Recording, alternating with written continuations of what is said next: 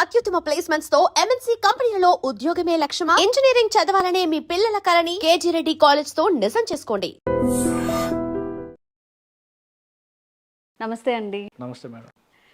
Sir, జనరల్గా మనం చూస్తూ ఉంటాం న్యూస్ పేపర్లో కానివ్వండి, ఒక్కసారిగా హాట్ టాపిక్ అయిపోతుంది. అంటే ఒక స్టూడెంట్కి 50 lakhs ప్యాకేజ్తో జాబ్ వచ్చిందని చెప్పి కానివ్వండి, ఇట్లా క్రోర్స్లో కూడా చెప్తూ ఉంటారు. అలా కాకుండా బయట స్టూడెంట్స్ ఎవరైతే ఉన్నారో వాళ్ళకి కూడా కొంచెం హై ప్యాకేజ్తో ఐటీలో సెటిల్ అవ్వాలి అనుకుంటే వాళ్ళు ఎలాంటి స్కిల్స్ డెవలప్ చేసుకుంటే మంచిది, అండ్ ఆ కెరీర్ పాత్ అనేది ఎలా ఉండాలి?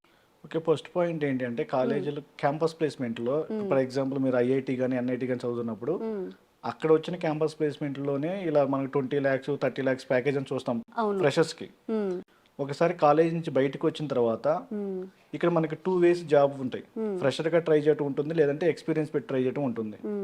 ఫ్రెషర్గా ట్రై చేసే వాళ్ళకి హై ప్యాకేజెస్ అనేది రేరు. అంటే వాళ్ళ దగ్గర ఇంకా ఎక్స్ట్రా స్కిల్స్ ఏమైనా ఉంటే కానీ రావు.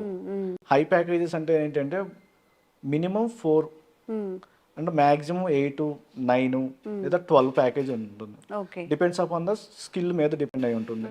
ఫర్ ఎగ్జాంపుల్ వీళ్ళు డెవలపర్కి వెళ్ళాలని ఫుల్ స్టాక్ డెవలప్మెంట్ నేర్చుకున్నారనుకోండి, ఫుల్ స్టాక్ డెవలప్మెంట్లో కూడా పైథాన్ ఫుల్ స్టాక్ డెవలప్మెంట్కి ప్యాకేజెస్ వేరుగా ఉంటాయి, జావా ఫుల్ స్టాక్ డెవలప్మెంట్కి ప్యాకేజెస్ వేరుగా ఉంటాయి. అంటే యావరేజ్ 7 to 9 లేదా 10 ఉంటాయి. అంటే మినిమం 4 అనుకోవచ్చు మనం. ఫ్రెషర్కి అయితే 4 lakhs నుంచి 7. అంటే అది కూడా కంపెనీ నామ్స్ మీద డిపెండ్ అయి ఉంటుంది. ఒక్కొక్క కంపెనీ ఇప్పుడు మల్టీనేషనల్ కంపెనీలు ఉన్నాయనుకోండి, వాళ్ళు 4 ఇవ్వచ్చు 5 ఇవ్వచ్చు, వాళ్ళ కంపెనీ నామ్స్ మేక్ చేసుకొని. ఒకవేళ మనం స్టార్ట్అప్లో జాబ్ వచ్చింది అనుకోండి, స్టార్ట్అప్ వాళ్ళు 4 ఇవ్వరు, వాళ్ళు 2.6 ఇవ్వచ్చు, 2.8 ఇవ్వచ్చు, 3.2 ఇవ్వచ్చు.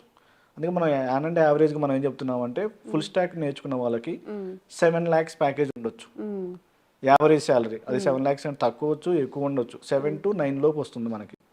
అది ఏ ఫుల్ స్టాక్ అయినా నేర్చుకోవచ్చు. పైథాన్ ఫుల్ స్టాక్ అయినా, జావా ఫుల్ స్టాక్ అయినా, లేదంటే మెన్ స్టాక్ అంటాం, మార్కెట్లో బాగా పాపులర్ అవుతుంది మెన్ స్టాక్, మీన్ స్టాక్ అని. మెన్ స్టాక్లోనేమో రియాక్ట్ వాడుకుంటాం, మీన్ స్టాక్లోనేమో యాంగులర్ చేసి వాడతాం.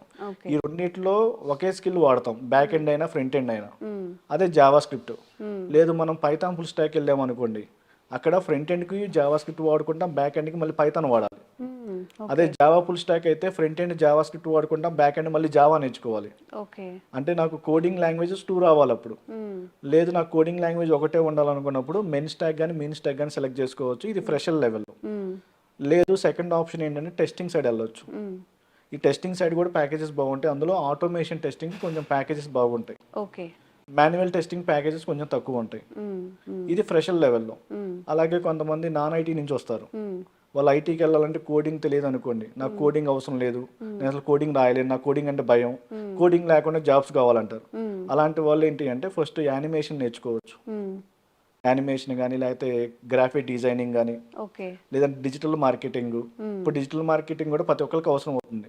ఫర్ ఎగ్జాంపుల్ మీరు ఏదైనా బిజినెస్ స్టార్ట్ చేశారంటే మీరు దీన్ని ప్రమోట్ చేసుకోవాలి. ప్రమోట్ చేయాలంటే ఫేస్బుక్ యాడ్స్ అంటాం, ఇన్స్టా యాడ్స్ అంటాం, గూగుల్ యాడ్స్ అంటాం. ఇవన్నీ చేయాలంటే డిజిటల్ మార్కెటింగ్ లోనే ఇవన్నీ ఉంటాయి. ఒకవేళ డిజిటల్ మార్కెటింగ్ నేర్చుకున్నా మనకి హై పేయింగ్ జాబ్స్ రావచ్చు ఫ్యూచర్లో. డిజిటల్ మార్కెటింగ్ లో కూడా మళ్ళీ విత్ ఏ కాన్సెప్ట్ ఉంటుంది, అది నేర్చుకుంటే హై పేయింగ్ జాబ్స్ వస్తాయి. ఇవన్నీ ఫ్రెషర్స్కి. అలాగే 3 years 4 years ఎక్స్పీరియన్స్ ఉన్న వాళ్ళకి డేటా మీద జాబ్స్ బాగుంటాయి.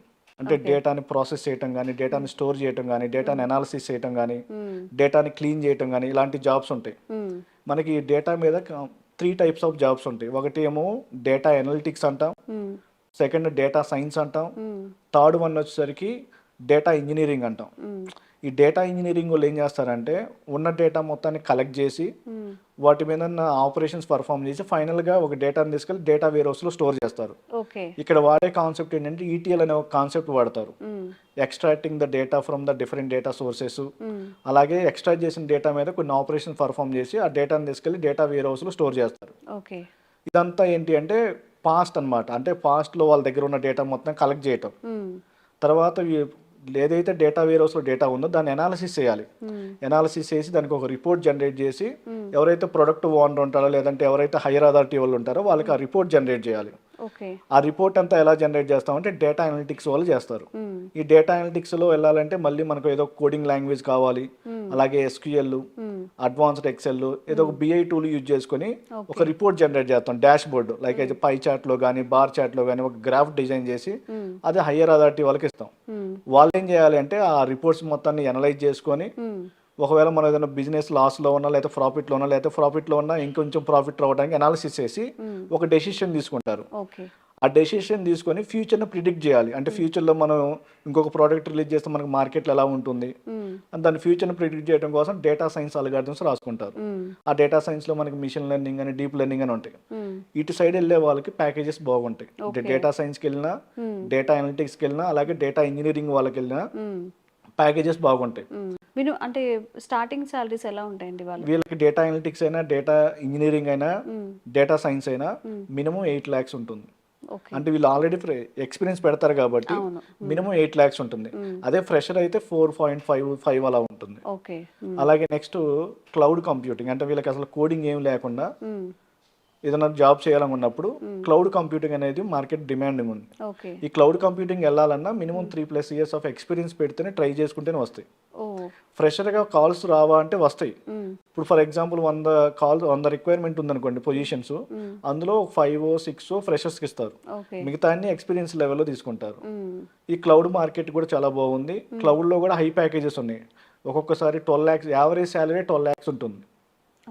ఓకే, ఈ క్లౌడ్లో కూడా మనకి AWS అని ఉంటుంది, ఎజూర్ అని ఉంటుంది, అంటే గూగుల్ GCP అని ఉంటుంది. మనం నేర్చుకున్న టూల్ను బట్టి మళ్ళీ మీరు AWS నేర్చుకుంటే ఒక రకంగా ఉంటాయి ప్యాకేజెస్, ఎజూర్ నేర్చుకుంటే ఒక రకంగా ఉంటాయి ప్యాకేజెస్, అలాగే GCP నేర్చుకుంటే ఇంకొక రకం ప్యాకేజెస్ ఉంటాయి. అందులో ప్లస్ మన దగ్గర మళ్ళీ కోడింగ్ స్కిల్స్ కూడా ఉండాలి. అంటే స్క్రిప్ట్ రాయడానికి కొన్ని స్కిల్స్ కావాలి, ఆ స్కిల్స్ అన్నీ ఉండాలి. అలాగే క్లౌడ్లో కొన్ని నెట్వర్కింగ్ కాన్సెప్ట్స్ కూడా కావాలి. ఎవరైతే నెట్వర్కింగ్ బ్యాక్గ్రౌండ్ నుంచి వస్తారో వాళ్ళకి క్లౌడ్ కొంచెం సూటబుల్గా ఉంటుంది. అలాగే నెక్స్ట్ డెవాప్స్ అంటాం. ఇంతకుముందు డెవలపర్ చేసేవాళ్ళు, ఆపరేషన్స్ టీమ్ ఆపరేషన్ జాబ్స్ చేస్తారు. ఇప్పుడు మార్కెట్ అంతా చేంజ్ అయిపోయి ఒక్క పర్సనే రెండూ చేయాలి, దాన్ని డెవాప్స్ అంటాం. ఇక్కడ ఎజైల్ అని, స్క్రమ్ అని ఇవన్నీ ఉంటాయి. ఇవి నేర్చుకున్నా మనకి హై పేయింగ్ జాబ్స్ అవుతాయి. ఇక్కడ కూడా మినిమం 12 to 14 ఉంటుంది యావరేజ్ శాలరీ. కాకపోతే ఇక్కడ కూడా ఎక్స్పీరియన్స్ వాళ్ళకే ఎక్కువ కాల్స్ ఉంటాయి ఫ్రెషర్స్ కన్నా. తర్వాత సైబర్ సెక్యూరిటీ అంటున్నారు. ఈ సైబర్ సెక్యూరిటీకి కూడా ఫ్యూచర్ మార్కెట్ చాలా బాగుంటుంది. కాకపోతే ఇక్కడ కూడా హై పేయింగ్ జాబ్స్ ఉంటాయి. కాకపోతే ఫ్రెషర్స్కి కొంచెం తక్కువ ఉంటాయి. ఎక్స్పీరియన్స్ లెవెల్ వాళ్ళకి సైబర్ సెక్యూరిటీ కూడా బాగుంటుంది. ఫ్రెషర్స్కి నా బెస్ట్ సజెషన్ ఏంటి అంటే డెవలపర్గా వెళ్ళాలి. ఆ డెవలప్ అనేది వాళ్ళ ఇష్టం. కొంచెం కోడింగ్ తక్కువ ఉండాలంటే పైథాన్ ఫుల్ స్టాక్ నేర్చుకుంటారు. జాబ్లో మార్కెట్ బాగుండాలనుకున్నప్పుడు జావా ఫుల్ స్టాక్ నేర్చుకుంటారు. లేదు నేను ఒక 2 బ్యాక్ ఎండ్ లాంగ్వేజెస్ వద్దు, ఓన్లీ ఒక బ్యాక్ ఎండ్ లాంగ్వేజ్ వాడుకుంటాను ఫ్రంట్ ఎండ్లో బ్యాక్ ఎండ్లో అనుకున్నప్పుడు మీన్ స్టాక్, మెన్ స్టాక్ వెళ్ళొచ్చు. లేదు నాకు కోడింగ్ తక్కువ ఉండాలి అనుకున్నప్పుడు టెస్టింగ్ సైడ్ వెళ్తారు. లేదా అసలు నాకు కోడింగ్ అనేది వద్దు, నేనంతా నా అనలిటిక్ స్కిల్ మీద నేను జాబ్ తెచ్చుకోవాలనుకున్నప్పుడు డిజిటల్ మార్కెటింగ్, తర్వాత యానిమేషన్స్ ఇవి నేర్చుకుంటారు. ఓకే, చాలా ఇన్ఫర్మేషన్ అండి. అంటే గుడ్డిగా వచ్చేసామా, చేసేసామా, ఏదో హై ప్యాకేజెస్ తీసుకున్నామా ఇలా కాకుండా హై ప్యాకేజ్ అనే కాన్సెప్ట్ ఎందుకు వస్తుంది అంటే మన కరోనా టైంలో ఆల్రెడీ చూసాం.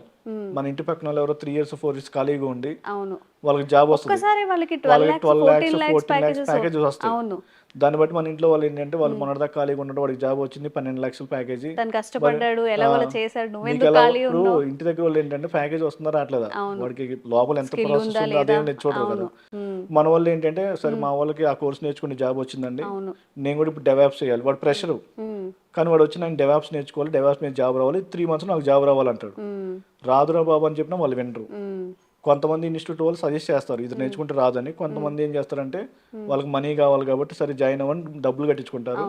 ఆ కోర్స్ అయిపోయిన తర్వాత వాడు ఎన్ని రోజులు వెయిట్ చేయాలంటే 3 years వెయిట్ చేయాలి కాల్స్ రావాలంటే మళ్ళీ. అలా ఉంటుంది. అలా హై ప్యాకేజెస్ గురించి కొంత స్టూడెంట్స్ అలా ఆలోచిస్తున్నారు. నా బెస్ట్ సజెషన్ ఏంటి అంటే హై ప్యాకేజ్ గురించి ఆలోచించుకోకుండా ఫస్ట్ ముందు మనం స్కిల్ డెవలప్ చేసుకుని ఏదో ఒక విధంగా ఐటీలోకి ఎంటర్ అయితే తర్వాత ఆటోమేటిక్ గా ప్యాకేజెస్ అవే వస్తాయి. ముందే మనకు జాబ్ రాకముందే మనం హై ప్యాకేజ్ గురించి ఆలోచిస్తే ఫర్ ఎగ్జాంపుల్ కొంతమంది ఏం జరుగుతుందంటే రీసెంట్ గా మా దగ్గరే జరిగింది. ఒక స్టూడెంట్ కి జాబ్ వచ్చింది, 2.5-3 lakhs ప్యాకేజ్ ఫ్రెషర్ గా. కాకపోతే వాళ్ళు 2 years బాండ్ రాయమన్నారు. బాండ్ రాయకోవటానికి ఇష్టపడక జాబ్ వదిలేసుకున్నాడు. ఇంకా జాబ్ రాలేదు, తర్వాత ఇంకా సర్చింగ్ లోనే ఉన్నాడు. బెస్ట్ సజెషన్ ఏంటంటే ఆ బాండ్ అయినా ఏం కాదు. ఇప్పుడు మనం ఫర్ ఎగ్జాంపుల్ మనం ఇంటర్మీడియట్ చదువుతున్నాం అనుకోండి, కాలేజ్ వాళ్ళకి ఏమి ఇవ్వాలి, 10th class సర్టిఫికేట్ ఇవ్వాలి. తర్వాత ఇంటర్మీడియట్ నుంచి మనం బీటెక్ వెళ్తాం. బీటెక్ వెళ్ళినప్పుడు ఏం చేయాలి, వాళ్ళకి మన ఇంటర్మీడియట్ 10th క్లాస్ సర్టిఫికేట్లు ఇస్తారు, 4 సంవత్సరాలు వాళ్ళ దగ్గర చదువుకుంటాం. బయటికి వచ్చిన తర్వాత ఒక కంపెనీ వాడు బాండ్ రాయమన్నప్పుడు చాలా మంది భయపడుతున్నారు. అంటే పేరెంట్స్ కూడా అదే, ఒకవేళ మా అబ్బాయికి next year 6 lakhs 8 lakhs package వచ్చిద్దేమో, అప్పుడు మళ్ళీ 2 years వెయిట్ చేయాలి కదా అని అడుగుతున్నారు. కానీ బెస్ట్ సజెషన్ ఏంటంటే ముందు ప్యాకేజ్ ఎంత వచ్చినా ఐటీలోకి ఎంటర్ అవటమే కష్టం. ఒకసారి ఐటీలోకి మనం ఎంటర్ అయిన తర్వాత స్కిల్ ఆటోమేటిక్గా అప్గ్రేడ్ చేసుకుని మనమే ఒక కంపెనీ నుంచి ఇంకో కంపెనీకి షిఫ్ట్ అవ్వచ్చు. అప్పుడు ప్యాకేజ్ కూడా పెరుగుతాయి. ఇనిషియల్ గానే మనకి ఇంత ప్యాకేజ్ రావాలి, ఇంత ప్యాకేజ్ రావాలనేది మార్కెట్ అనేది చెప్పలేము. ఈ రోజు ఉండొచ్చు, రేపు బావచ్చు. ప్లస్ మనం ఈ కోర్స్ నేర్చుకున్నాం, దానికి మార్కెట్ ఎప్పటి వరకు ఉంటుందో కూడా తెలియదు. ఉన్నప్పుడు మనకి జాబ్ వచ్చినప్పుడు మనం ఆపర్చునిటీని యూజ్ చేసుకోవాలి. అవును, నిజంగా అండి, చాలా మంచి ఇన్ఫర్మేటివ్గా చెప్పారు. అంటే చాలామంది చేస్తున్న తప్పులు ఖచ్చితంగా మీరు ఏదంటే కంపారిజన్స్ ఉన్నాయో వాళ్ళకి ఎక్కువ వచ్చింది కాబట్టి మనకు కూడా ఎక్కువ రావాలని ఎక్స్పెక్ట్ చేయడం కూడా తప్పని. చాలా అండి, చాలా థ్యాంక్ యూ.